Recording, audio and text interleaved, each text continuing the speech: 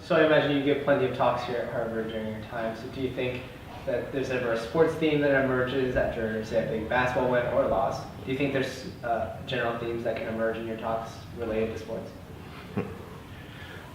I mean, well, one thing I have to admit that as a preacher and as someone who is kind of tasked with motivating others, I often learn a lot from head coaches in terms of how they motivate, how they are able to speak to the emotional energy and the emotional incentives that animate their athletes to action. And that's really how I kind of find myself in my role as the Plummer Professor of Christian Morals and Pusey Minister. It's really trying to not just speak to the quote unquote, rational, right? Because there's so many things that we do on a daily basis that are what I would call sub-rational, right? They're emotive, they're effective.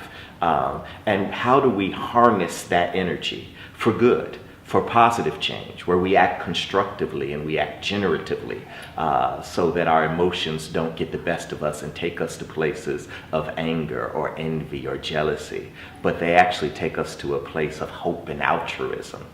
And so, yes, I find myself trying to listen and overhear, Coach Kathy Delaney Smith and her motivational speech all the time, because I think that there is a correlation, or there is a good comparison to be made between a job as a minister and a job as a coach.